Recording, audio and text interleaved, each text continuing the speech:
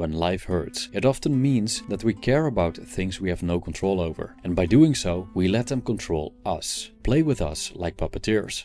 Then we blame the puppeteers for pulling our strings, while in actuality, we allow them to do so. But if we stop caring about them, they lose power over us and will be undisturbed. For Marcus Aurelius, being unperturbed by things outside of his control allowed him to cope with the many responsibilities and challenges he faced as an emperor, and to focus on the task he believed he was given by the gods. For Epictetus, it meant freedom. For other people, not being moved by external forces or a selection of them could be a way to focus on goals that do matter. And for others, it could simply be a path to a happy, carefree life. When life hurts, what are the things we should stop occupying ourselves with? And how do we do it?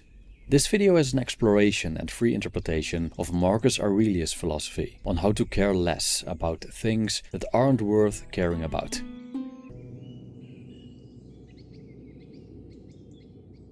The future.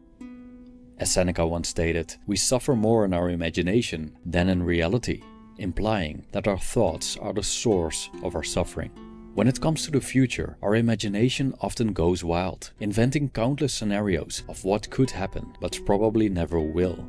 Beforehand, we think of ways to handle possible outcomes, while shivering because of the idea of not knowing how the future will eventually play out. In some instances, what happens is what we anticipate, but in many other instances, fortune surprises us, overwhelming us with events we couldn't have anticipated. For example, we could have spent years preparing for a well-earned retirement, only to receive, right before the first day of our twilight years, a deadly cancer diagnosis that gives us just a few months to live. The possibility of such events leads many to continuous worry.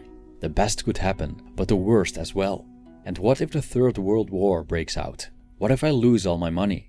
Such adverse outcomes are very well possible, but as long as they aren't happening in the present, we cannot deal with them, as these events simply aren't happening. At least, not yet. They only exist in our thoughts. The future only bothers us because we think about it, as it does not exist outside the mind. Marcus Aurelius wrote that it's not the weight of the future pressing upon us, but that of the present alone. It's not the future that hurts us, but how we deal with it in the present. The misery of the future happens in the present. And ironically, it's not the future unfolding in the present, as when we encounter it, it's already present. The misery of the future is our worrying about it now.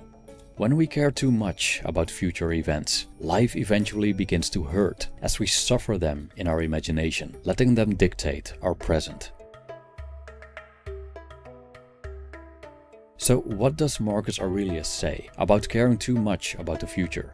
First, let's consider the following quote.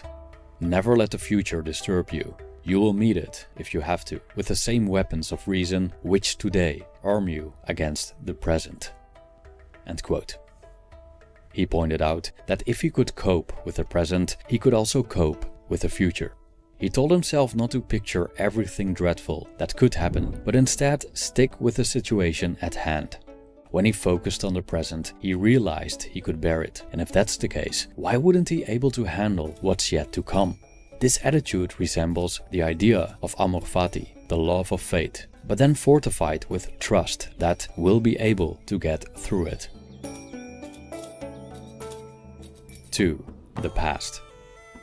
Marcus Aurelius reminded himself of how fast existence passes by and disappears in the infinite, beyond our grasp.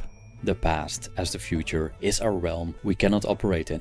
What's gone is gone, and unless we invent the time machine, we can't change anything about it.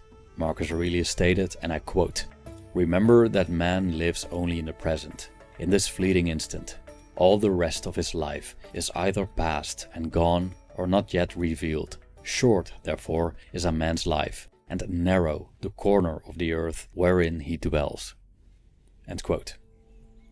Despite the narrowness of our lives, which only occurs in the present moment, we're often overly occupied with these areas that lie outside of it and cannot be entered: the future and the past.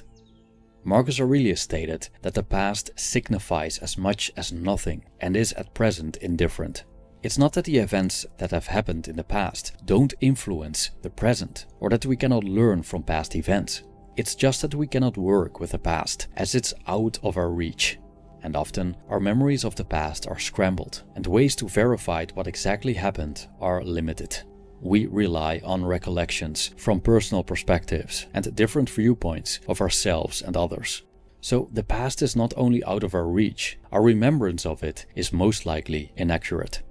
Yet, we keep caring about past events, often repeating them in our minds, re-experiencing the pain they caused us. Some believe that by thinking about the past, we may have some control over it, but that's an illusion. The past is gone. All we try to control are our thoughts about something that's been flushed away, never to return. I wish I could have done this differently, many people say, but they wish for the impossible. Nothing can be gained from such thoughts, as they evoke desires we can never fulfill. Instead of focusing on the past events in themselves, Marcus Aurelius focused on his reaction toward them. We cannot control past events. Most likely, we also couldn't prevent them when they occurred in the present. But we can control how we position ourselves toward these events. Initially, we might consider the past unfortunate. We might have had difficult childhoods, or experienced the ending of friendships, or failed business ventures. But according to Marcus Aurelius, the nature of these events isn't so important. What counts is how we handle them. He stated, "It's unfortunate that this has happened. No, it's fortunate that this has happened, and I've remained unharmed by it, not shattered by the present or frightened of the future. It could have happened to anyone, but not everyone could have remained unharmed by it. Why treat the one as a misfortune rather than the other as fortunate? Can you really call something a misfortune that doesn't violate human nature? Or do you think something that's not against nature's will can violate it? But you know what its will is. Does what's happened keep you from acting with justice, generosity, self-control, sanity, prudence, honesty, humility, straightforwardness, and all the other qualities that allow a person's nature to fulfill itself?" End quote. Interestingly enough, Marcus Aurelius doesn't discard the value of the past entirely. He believed we could learn from the past by looking at its rhythm, how things come and go, repeating themselves, so we can extrapolate the future. 3. The present. Marcus Aurelius frequently mentions that the present moment is all we have. It's the narrow field we've access to. From the present, we can stare into the endless abyss of the past and the impenetrable darkness of the future. Marcus Aurelius encouraged himself to stick with what was in his control, this moment. But even when we let go of the past and minimize our worries about the future, we may still very well care too much about things not worthy of concern, the things happening as we speak. We are often dissatisfied with the ways life plays out in a moment, and when things don't go as we wish, we tend to get angry, sad, or depressed. But according to Marcus Aurelius, being emotionally disturbed by what fortune throws at us is pointless. How the world around us unfolds itself is not up to us. How we react to it is. Yet, we tend to get disturbed because we don't like what's happening, or what we want to happen doesn't happen. Marcus Aurelius stated that we shouldn't fight what we're compelled to. He compared people who struggle with fortune to pigs, kicking and squealing when sacrificed. It's no use, as we can't avoid what the gods have in store. We cannot stop people from wanting to fight wars. We cannot stop natural disasters from happening. We cannot prevent our bodies from aging. In the same way, we cannot force the world to grant our wishes. We're not guaranteed that the people we're attracted to are also attracted to us, nor assured that all human beings have the same shots at life. It's just not possible. Yet, we spend a lot of time and energy resisting what is, and what we cannot change through any means in our arsenal. We're angry because we don't have what we want, and sad because we have occurred what we don't like, and thus the present moment becomes a torture chamber in which we suffer at fortune's every whim. Or reversely, we're so enamored with the present moment that we cling to it. We're afraid to lose what we have, so again we let fortune control us. But from our total entanglement in all around us, fleeting and ungovernable, we're often unable to see what's truly up to us, our choices, actions, and opinions. Marcus Aurelius saw the law of nature as our master. If we run from it or feel grief or anger about it, we're nothing more than deserters and fugitives. We must accept the ways of nature, embrace them, and focus on dealing with them, instead of wasting our energy being disgusted by or clinging to our circumstances. A way to accept the present, he wrote in the 7th book of his Meditations, arguing that we should focus on what we have, not what we lack, but with caution. I quote, "Treat what you don't have as non-existent. Look at what you have, the things you value most, and think of how much you would crave them if you didn't have them. But be careful, don't feel such satisfaction that you start to overvalue them, that it would upset you to lose them." End quote. Nevertheless, accepting one's circumstances can be difficult, especially when we face significant hardships and life gives us lemons repeatedly. Can't we just have a break?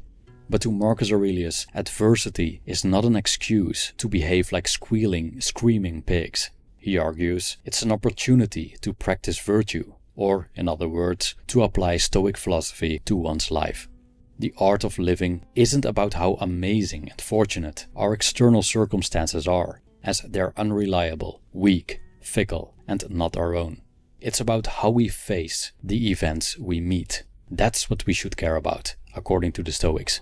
As Marcus Aurelius stated, "Because to me the present is a chance for the exercise of rational virtue, civic virtue, in short, the art that men share with the gods. Both treat whatever happens as wholly natural, not novel or hard to deal with, but familiar and easily handled."